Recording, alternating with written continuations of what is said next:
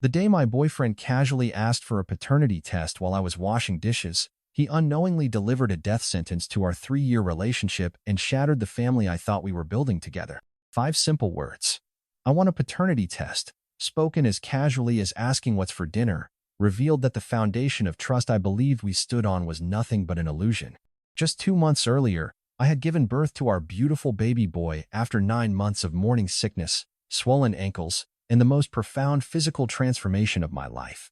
The labor had been difficult 18 hours that tested every ounce of my strength, but the moment they placed my son in my arms, I knew I would endure it all again in a heartbeat.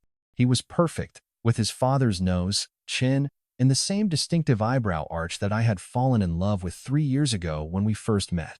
Those 3 years with Mason had been the most stable, loving relationship of my life. We rarely argued, communicated openly about our hopes and fears, and when we discovered I was pregnant, he had cried tears of joy before spinning me around our tiny kitchen. Throughout my pregnancy, he had been my rock, attending every doctor's appointment, massaging my feet after long days, and reading parenting books late into the night. When complications arose during delivery, he had held my hand so tightly I thought it might break, whispering that I was the strongest person he knew, which is why his request felt like a knife to my heart. I need to be sure he's mine, Mason said that Friday evening, leaning against the counter as I loaded the dishwasher. I need that certainty to move forward. The plate I was holding nearly slipped from my fingers. I turned to face him, searching for any sign that this was some twisted joke, but his expression remained serious, expectant even, as though he had just asked me to pick up milk on my next grocery run. Why would you even ask that?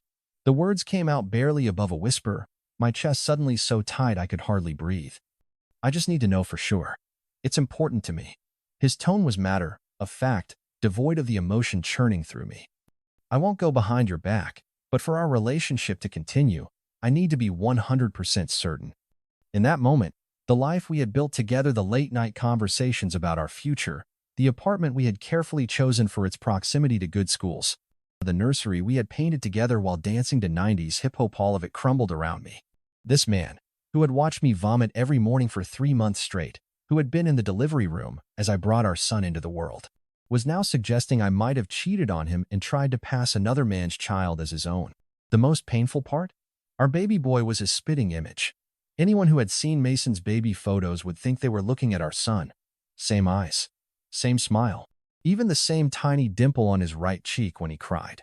As he continued explaining his reasonable request, all I could hear was the steady drumbeat of my heart breaking, piece by agonizing piece. As I realized that the love I thought we shared had always been conditional, built on a trust so fragile it could be destroyed by internet horror stories and podcast conspiracy theories. That night, after Mason fell asleep beside me as if he hadn't just detonated a bomb in our relationship, I lay awake staring at the ceiling, tears silently streaming down my face. The audacity of his peaceful breathing infuriated me. How could he sleep when he had just accused me of the ultimate betrayal? While he dreamed, I mentally cataloged every sacrifice I had made for our family. The promotion I declined because it would have required travel during my 3rd trimester, the friendships that faded when I couldn't join late-night outings, the body I barely recognized after bringing our son into the world. For 3 days, I moved through our apartment like a ghost, mechanically changing diapers, preparing bottles, and responding to our son's needs while my mind raced with escape plans. When Mason tried to touch my shoulder or initiate conversation about everyday things as if he hadn't just destroyed everything between us, I flinched away, unable to bear his touch. He noticed, of course, but attributed my distance to hormones and new mom stress, which only fueled the growing fire of resentment inside me. I'm giving you time to think about the test, he said over breakfast on Monday, misinterpreting my silence as deliberation rather than devastation. But I need you to understand how serious I am about this. It's non-negotiable. Non-negotiable. As if my faithfulness was something to be bartered or proven, rather than the foundation of respect our relationship should have been built upon. In that moment, something crystallized within me, a clarity that cut through the fog of hurt and confusion. I would give him his paternity test, but it would be the last thing I ever gave him. During my son's nap time, I began researching family lawyers in our area, creating a digital folder labeled Baby's First Birthday to hide my preparations. I calculated my savings, investigated affordable apartments in neighborhoods with good childcare options, and drafted a preliminary co-parenting agreement that would ensure our son's needs remained the priority. Each step in my exit strategy felt simultaneously empowering and heartbreaking, the meticulous dismantling of the future I had once believed in. What hurt most was the loneliness. I couldn't tell my mother, whose fierce protectiveness would trigger an immediate family crisis, or my best friend, who had warned me about Mason's selfish streak years ago. Every night as I nursed our son in the rocking chair Mason had assembled with such pride, I whispered apologies to the tiny person who would never know his parents as a united front. "I'm doing this for you," I murmured as my baby's eyelids fluttered closed, his tiny hand wrapped around my finger. "I'm showing you that love without trust isn't love at all.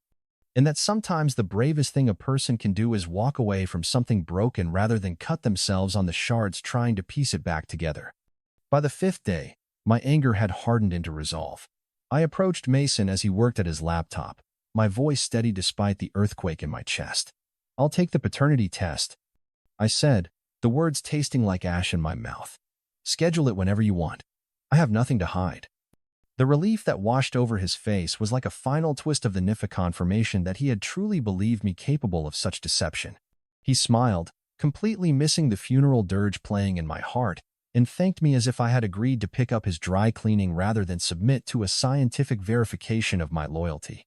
What he didn't know was that the test results would arrive with both a beginning and an end, confirmation of his paternity and the termination of our relationship in the same clinical document. The weight of my decision settled over me like a heavy fog, but before I could proceed with the test, I needed to understand how we had arrived at this breaking point.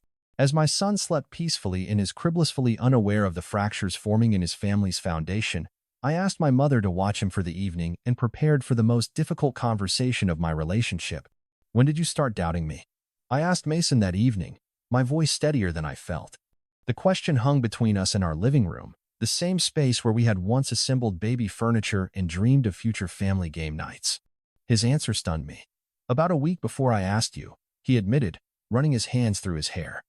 "I was on my lunch break, scrolling through news articles, when I read about this guy who found out after 20 years that none of his 3 kids were biologically his. 20 years of devotion, undermined by a clickbait article and an algorithm-driven rabbit hole." Mason explained how he had then fallen into a vortex of YouTube videos and podcasts where men warned each other about paternity fraud. While he claimed to find these content creators mostly idiotic, he had nevertheless absorbed their suspicion like a sponge. "I just need to be sure," he repeated, his reasoning both painfully simple and devastatingly inadequate. "You know our son is yours because he came from your body, but I don't have that certainty." The absurdity of his logic hit me with unexpected force. This wasn't about me at a lit. It was about his own insecurities being validated by strangers on the internet over the actual evidence of our relationship and the child who was his mirror image. "Do you understand what you're really saying?" I asked, my voice quivering despite my best efforts. "You're telling me you believe I could have cheated on you, gotten pregnant by another man, let you support me through 9 months of pregnancy, and now I'm trying to trick you into raising someone else's child. Is that really who you think I am?" His face paled as I articulated the full implication of his request. Perhaps for the first time, he was confronting the real message behind his reasonable demand. The conversation might have remained private, a painful negotiation between partners, if Mason hadn't confided in his cousin the following day. Within hours, the news had spread through family group chats like wildfire, with opinions and speculations multiplying by the minute. The situation reached absurd proportions when his mother, in a misguided attempt to defend me, posted side-by-side baby photos of Mason and our son in the family chat. "Look at these old pictures I found of Mason," she had written, only to reveal moments later that some were actually of our son. The family members' inability to distinguish between the two proved what had been obvious to everyone but Mason. Our child was undeniably his. "Your own mother had to prove it to you," I said quietly when he showed me the messages, embarrassment coloring his features. "Everyone who sees our son recognizes you in him. Everyone except you." Despite the public humiliation, despite the irrefutable visual evidence, despite my unwavering faithfulness throughout our relationship, Mason still insisted on the test. I finally understood that this wasn't something I could fix with words or logic or love. "I've booked appointments at 2 different clinics," I told him, my decision crystallizing with each word. "The test will happen, but I need you to understand something. While you've been worrying about whether our son is yours, I've been wondering if you were ever really mine." I didn't tell him that I had already consulted a lawyer, or that I had secured a rental property, or that I had drafted custody arrangements. Some preparations are best kept private, especially when you're planning a goodbye that the other person doesn't yet know is coming. The clinical sterility of the paternity testing centers matched the emotional coldness that had settled between us.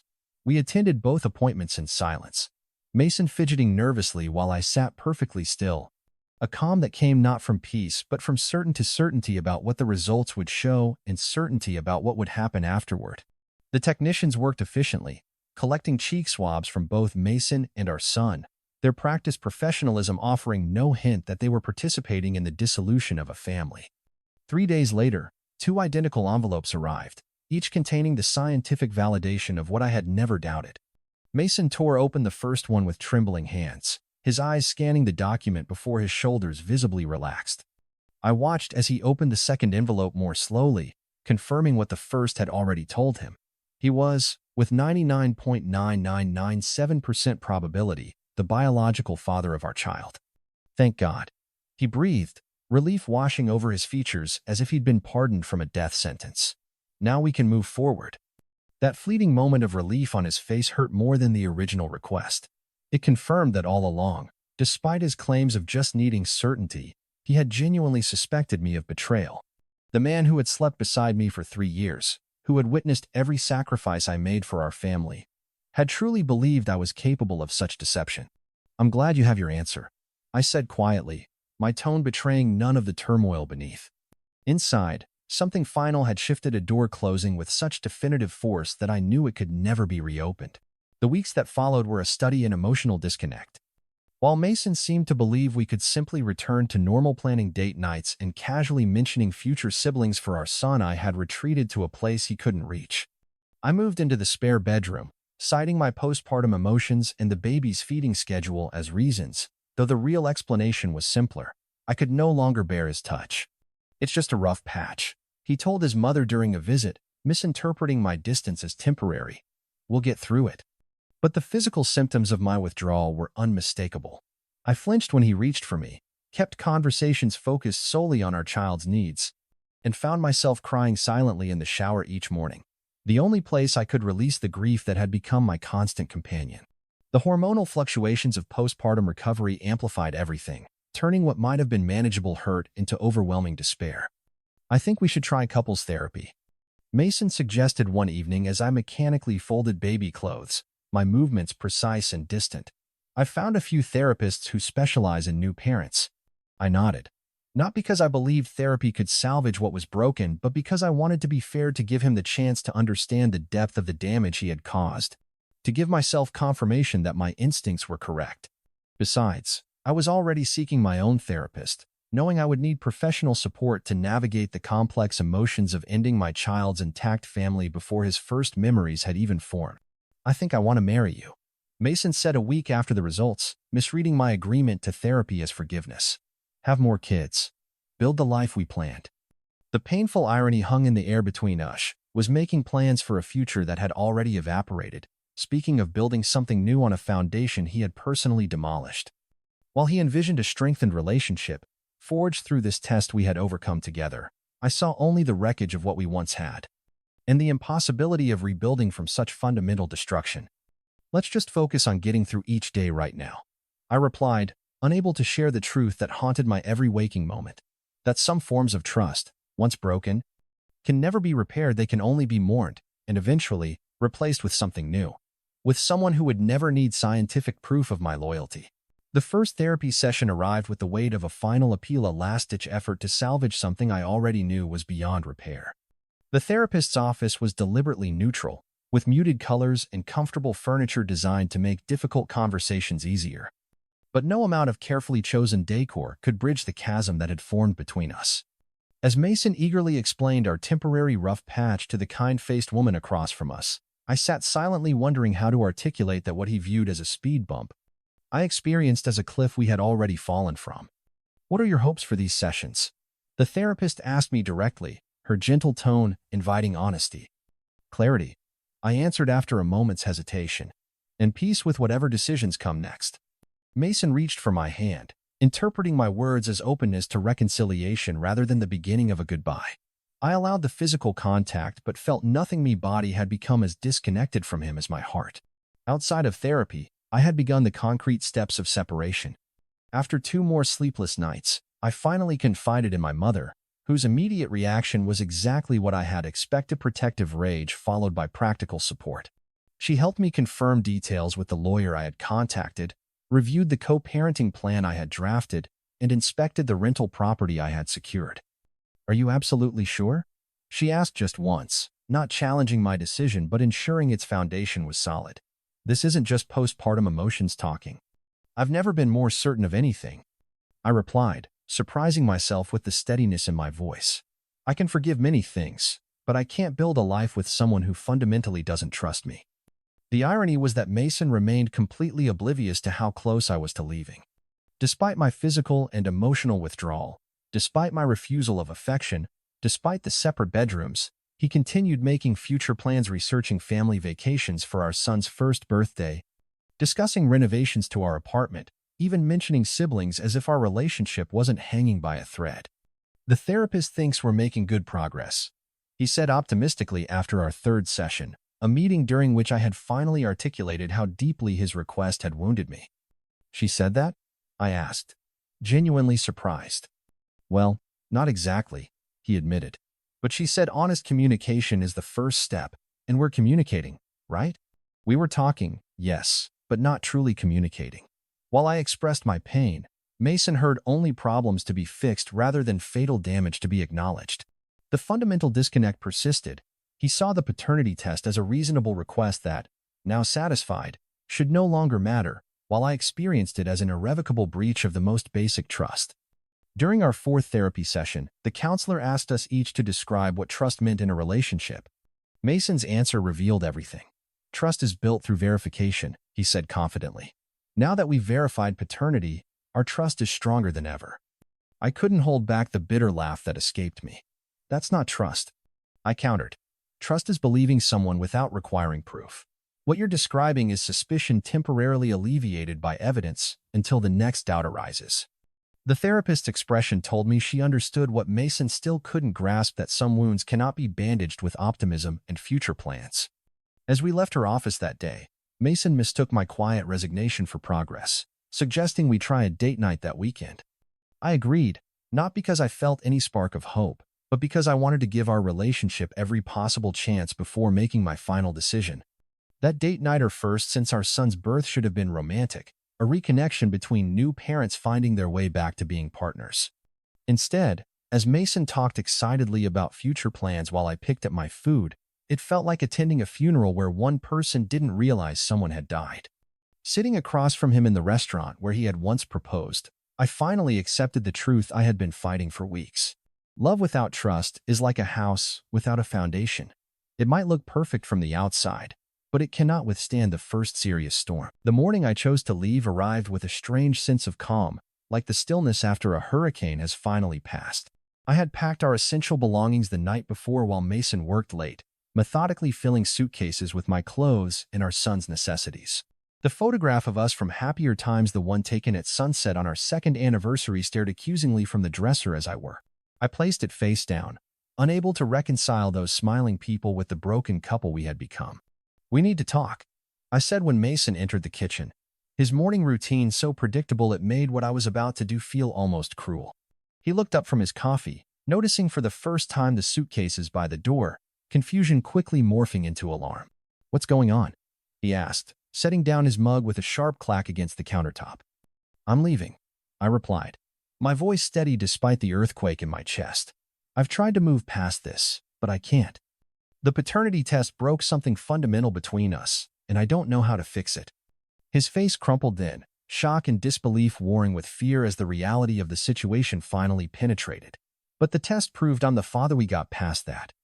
We're in therapy. We're working on things." The panic in his voice pierced my carefully constructed composure, but I held firm. "The test was never about proving paternity," I explained, feeling suddenly exhausted. "It was about proving trust, and it proved there isn't any. Not the kind we need." What followed was both exactly what I expected and uniquely painful: pleas for another chance, accusations of overreaction, promises to change, and finally, when those failed, angry questions about my plans for our son.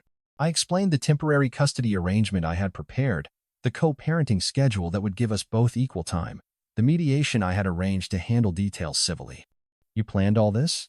he asked, his voice hollow with the realization that my decision wasn't impulsive but carefully considered. "For how long?" "Since the day you asked for the test," I admitted, watching the implications of that sink in. I hoped I would change my mind, that therapy would help me see another way forward. But some things, once broken, can't be repaired. His next words were the ones I had dreaded most. "What about our son? He deserves a whole family. He deserves parents who model healthy relationships." I countered gently. "I would rather he grow up with 2 happy homes than one fractured one. I would rather teach him that respect and trust are non-negotiable than show him it's normal to stay when those things are missing." The actual leaving was simultaneously the hardest and easiest thing I've ever done. Hard because it meant the death of the future I had once envisioned, easy because I knew with absolute certainty it was necessary. My mother was waiting outside in her car, ready to drive us to the rental property that would become our new beginning. In the months that followed, Mason and I navigated the complex legal and emotional landscape of co-parenting. There were difficult conversations, custody arrangements formalized through the courts, and the gradual acceptance from both families that our romantic relationship was truly over. The family group chats that had once buzzed with speculation about paternity now remained conspicuously silent on the topic of our separation. The irony wasn't lost on me. Mason had needed scientific proof that our son was his biological child, but no DNA test could repair the trust he had destroyed with his doubt. A simple cheek swab had confirmed paternity but denied our son the intact family he might have had. Now, as I watch our boy take his first steps in my new living room, Mason present but separated from me by more than just physical space, I reflect on the strange path that brought us here. A single question asked casually over dirty dishes altered the trajectory of 3 lives forever. If there's one lesson I've learned from this experience, it's that trust is like oxygen in a relationship, invisible when present, but catastrophically noticeable in its absence. I hope someday to find someone who understands this inherently, who would never need scientific validation of my loyalty. And I hope that Mason, in his own journey forward, learns that true certainty comes not from tests and verification, but from the daily choice to believe in someone despite the possibility of pain. For those navigating your own relationships, especially before bringing children into the world, I offer this hard-won wisdom. Discuss your fears and insecurities openly before they become relationship-ending ultimatums. Because sometimes, the questions we ask can themselves become the answers we never wanted to hear. If this story resonated with you, hit that like button to help others find it. Leave a comment sharing your thoughts or experiences. Your words might be exactly what someone else needs to hear right now. And subscribe to join our community of resilient souls who've learned that sometimes, being underestimated is your greatest superpower. Together, we're writing new endings to old stories, and I can't wait to share the next chapter with you.